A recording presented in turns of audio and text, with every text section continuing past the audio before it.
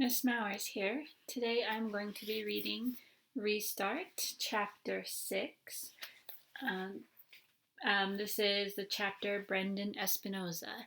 If you are trying to catch up, make sure you visit all of the links for chapters 1 through 5 before beginning this week. So, Chapter 6, Brendan Espinosa.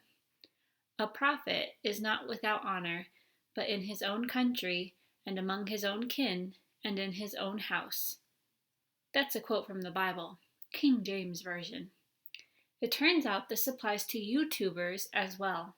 Here I am, ready to shoot the greatest video in the history of humanity, and I can't get anybody to help me.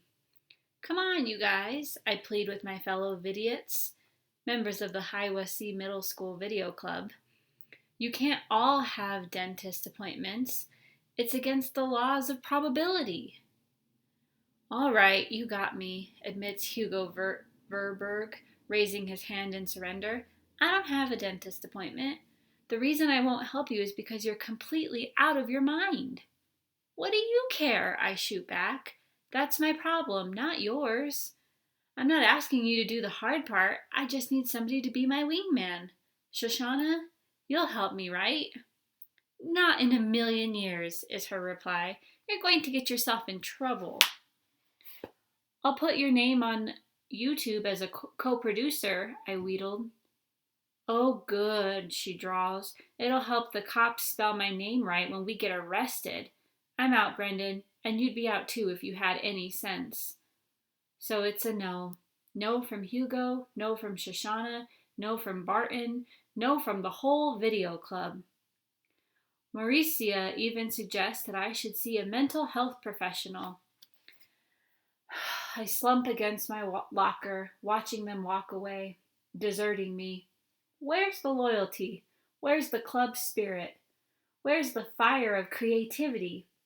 The betrayal stings, but mostly, I hate to miss out on this idea.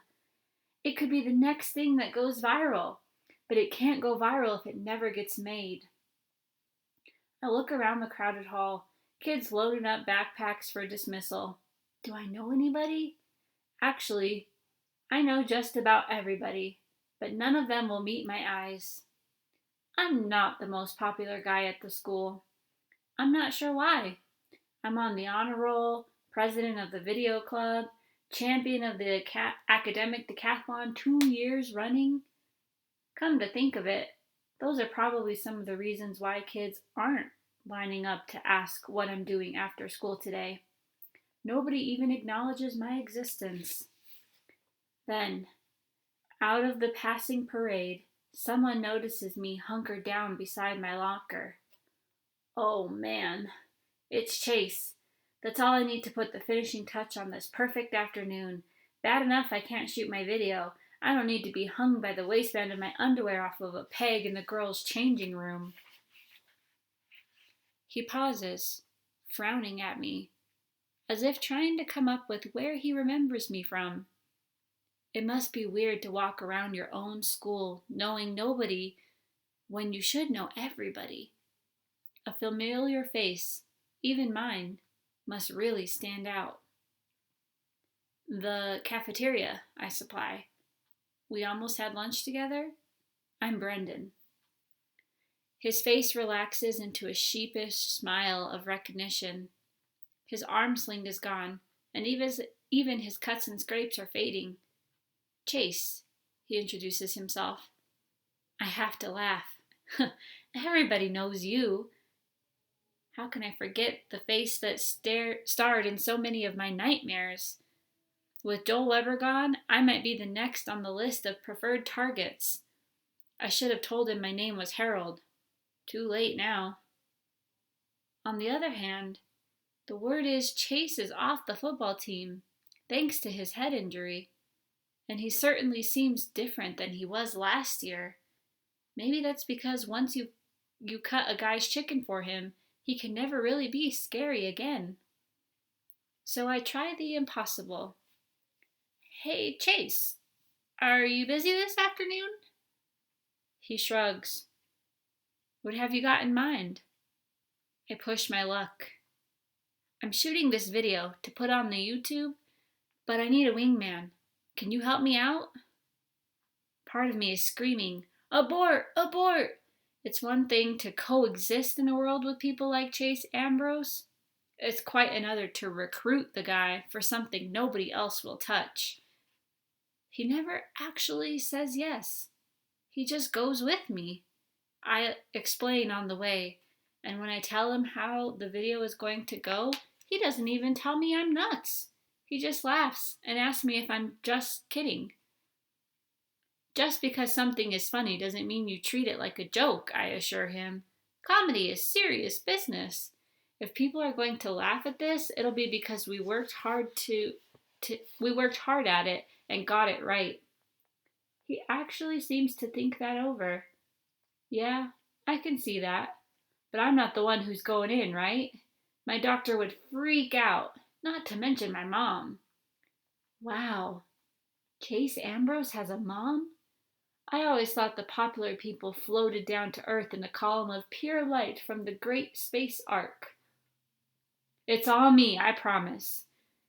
You just have to work camera 2. We stop by my place to pick up the tricycle.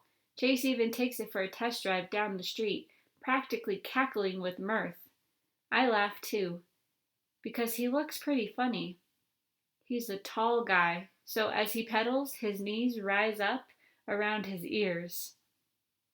My mother comes out to investigate the ruckus. When she sees who I'm with, she's practically ready to dial 911. I can't really blame her. When the Chases of the world hang out with me, it usually means I'm about to be dangled by my feet out of a high window. It's fine, Mom, I soothe her. Chase is helping me on a video project. Good to meet you, Chase introduces himself politely. She's tight-lipped. Oh, we've met. I get Chase out of there before Mom says something I'll regret.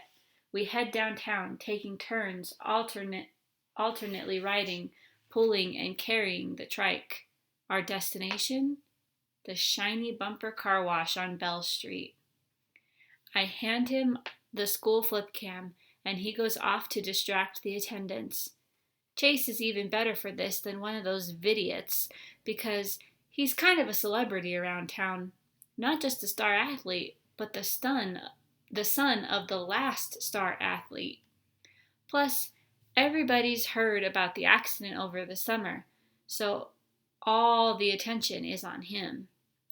That leaves me free to sneak around the back and put on the headband with the other camera mounted on it, a waterproof GoPro I brought from home.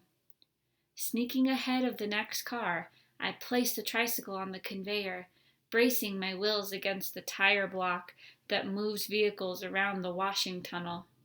Then I sit down on the trike, reach up to the camera, and hit record. My heart is pounding, and I'm tense with anticipation.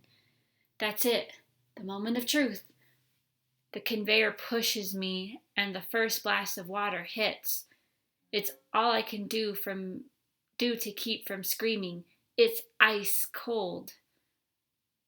Considering the research and the planning I did to get ready for this stunt, it never occurred to me that they would use cold water in a car wash.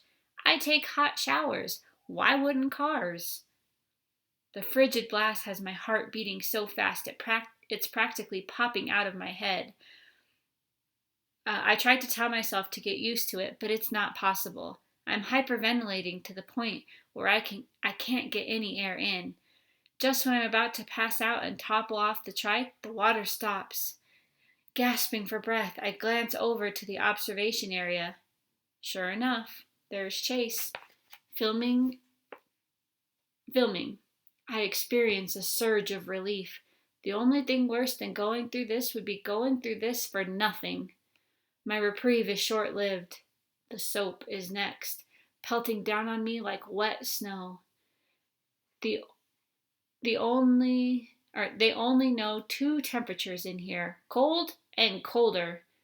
2 gigantic spinning brushes come at me on robotic arms. I'm vaguely aware that my glasses are gone. That's not important, though. I reach up and confirm that the GoPro is still strapped on my head.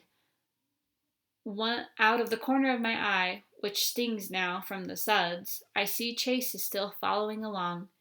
He's hysterical with laughter, but the camera is steady in his hands, and that's the main thing. The rinse cycle is next, more hyperventilating, followed by a blast of wind that threatens to hurl me off the tricycle. Actually, it's great. It's the dryer, and it's hot. Even better, it means I'm coming to the end.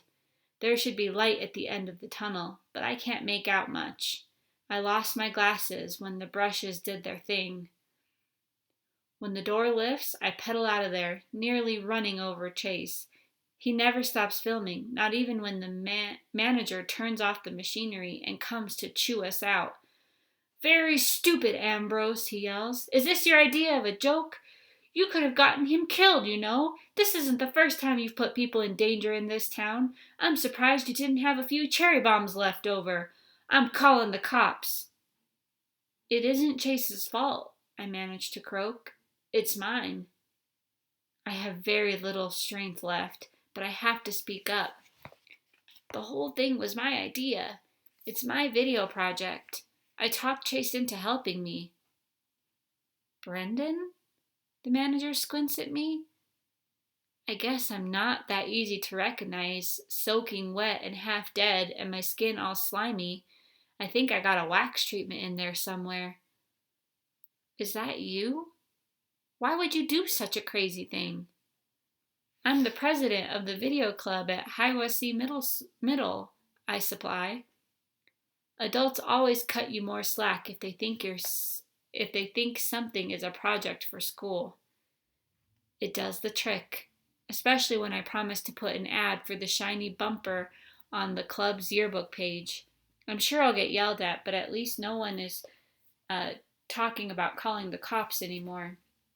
The manager even sends one of his employees into the mechanism to rescue my glasses, which are undamaged except for a small crack on the right lens. We head back to my place. I'm riding the trike, mostly because I'm too weak to stand. Chase carries the precious cargo, the 2 cameras with the footage on them. "Sorry, Chase," I mumble contrite. "I didn't mean to get you in trouble." He cocks his eyebrow. "Looks more like you got me out of trouble." "All I did was tell the truth. The whole thing was my idea." "That guy was ready to have me arrested," he insists. "Well," I tell him, "that's mostly because of your reputation." Oops. That is, your old reputation, you know, from stuff you probably don't even remember doing. In my depleted state, I'm not thinking straight. I'm digging my grave with my mouth. He shakes his head. "My reputation wasn't what made the difference. That was all yours. You must be somebody pretty special around here to get that kind of reaction from a guy who runs a car wash." I'm blown away. My record as a nerd and goody two-shoes never seemed like much to me before. For sure it didn't compare to Chase's athlete, bad boy, big man on campus, but it was my reputation, not his, that got us out of a jam back there. At my house, we managed to sneak upstairs without Mom getting a look at her baby boy in such a state of disrepair. I'd never be able to convince her that Chase didn't do it to me. A bully palooza where I was half drowned in the river and had my glasses smashed by a ball-peen hammer. I can barely bring myself to take the time to change out my wet clothes. That's how anxious I am about seeing the footage we shot. I keep expecting Chase to lose interest and take off, but he hangs around, and it starts to sink in that he's just as into it as I am. We watch the video from the GoPro first. It's pretty insane. A blizzard of flying foam and torrents of water and a lot of whimpering I wasn't aware of at the time. I might have been trying to yell for help, but I couldn't form actual words. I was also thrashing around more than I remember. It's a miracle I stayed on the trike. The best part was when the brushes come, as if I'm being attacked by 2 whirling monsters from where the wild things are. Next, we play Chase's footage from the viewing area next to the washing tunnel. There I am, clinging to the tricycle like it's the only thing keeping me from floating away into outer space. When the freezing cold water hits, my entire body writhes, belly dancer style, only at triple speed. And when the powerful dryers are on, you can actually see my skin pushed up against the bone structure of my skull. It's pure gold, and I have to say that a lot of the credit for that goes to Chase. He's got a real knack for camera work. We laugh until we're falling over each other. It's definitely more fun to watch it than it was to go through it in real life. I show Chase how to piece the video together on the computer, intercutting footage from both cameras for maximum effect. For example, when you see the GoPro image flying all over the place and then jump to me jerking and flailing, struggling to keep my perch on the trike, it's even more hilarious because it explains why the picture inside the car wash is so wild and chaotic. Chase catches on quickly and adds some good suggestions of his own, like a split screen of both cameras when the spin brushes come in. At last, we set the whole thing to music, Ride of the Valkyries, and upload the clip to YouTube. We give it a title, How to Clean Your Tricycle. Brendan Espinosa and Chase Ambrose, co-producers. I kid you not, he actually thanks me when I include him in the credits. We watch it on every device in the house, the computer, our phones, and an iPad. We even Chromecast it to the TV. It doesn't get old. If this video won't go viral, there's no justice in the world, or at least on YouTube. He's still laughing as I see him out. That might be the most fun I've ever had. I swear he's like a kindergartner who's just been handed the world's most intricate balloon animal. Without thinking, I reply, How do you know? You've probably forgotten most of the fun you've had. He looks surprised for a few seconds, and I figure I'm about to get his book bag in the side of my head. Then he says, Good point, but it was still awesome. Me and my big mouth. I can't leave well enough alone. You know, we've got a video club at school, and you'd be a natural with your camera skills. We could really use you. That might be the dumbest thing I've ever said aloud. Chase Ambrose and his football buddies have made a career of terrorizing kids just like the Vidiots. Recruiting him is like inviting a shark over for sushi.